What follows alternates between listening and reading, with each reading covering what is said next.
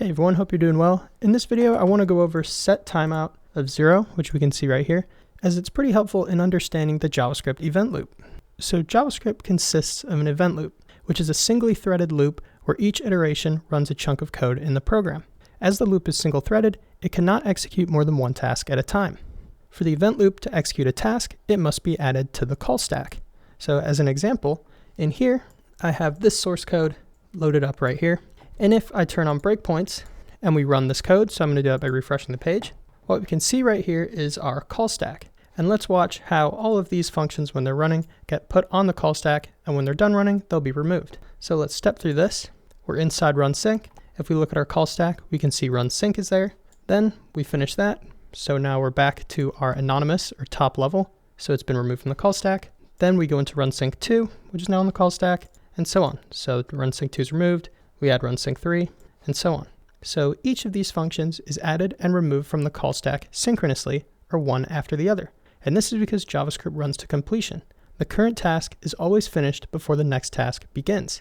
However, JavaScript is also asynchronous. And this means that certain code can be set to execute at some time in the future.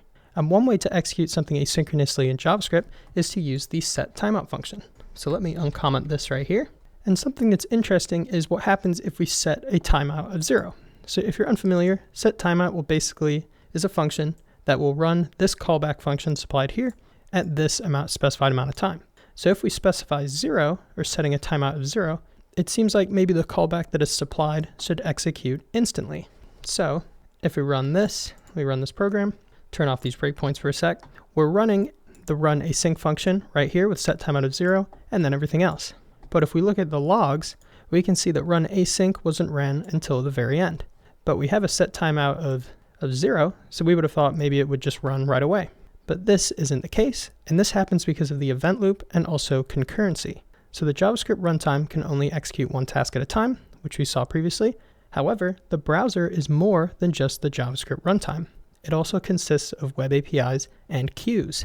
So let me actually bring up a pretty crappy diagram, but it should explain kind of the gist of what's going on here. So JavaScript isn't just an event loop. It consists of different things. Some of these, like I just mentioned, is web APIs and also something called a task queue. And basically the web APIs and the task queue allow JavaScript to do more than one task at a time. Specifically, the web APIs are threads that we can make calls to. And calling setTimeout makes a call to the web API, which then handles the countdown for us. So when we run this setTimeout, this timeout that we supplied here is given to this web API where it can calculate the time or keep track of it for us.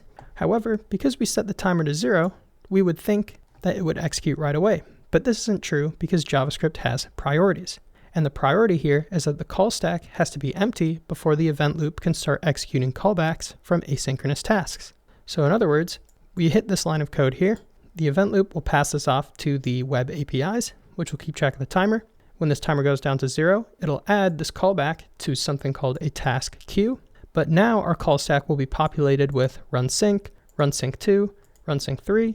So we can't actually handle the callback function run async in this task queue until the call stack is empty. When the call stack is empty, the event loop will start executing tasks from this task queue. And to show this live, let me actually pull this back up. And now I will uncomment this stuff here. And let's refresh this again. So we're at setTimeout, and we're at the top level. So also let me add a breakpoint in here. So we can see we're at the top level, or anonymous. Let's step through. Right now, setTimeout, we've finished executing that, but we haven't executed the callback. And that's because basically we've parsed this line, or the JavaScript interpreter has gone through this line. It's passed off this task to the web API, which is now handling our countdown. So we keep going because we can only handle one task at a time. We're at run sync. We add that to the call stack. So we can't execute the callback from here because the run sync is present on the call stack. And then we step through. We still have things in our call stack. Now we have run sync 2. We have run sync 3. But now we're almost done. So we've finished handling everything. Our call stack is empty. So we can go into our setTimeout. So now we have setTimeout and run async where we will log this, which is why in our console we step through all this stuff. And then we have run async. That's all I wanted to show you. I think setTimeout is a cool way of visualizing what's going on under the hood with JavaScript. Just know that JavaScript is more than the event loop. There are several other things at play. If you like this kind of content, check out my courses in the description. If you have any questions, leave them in the comments. But besides that, thank you for liking and subscribing, and I hope to see you in the next one. Have a good one.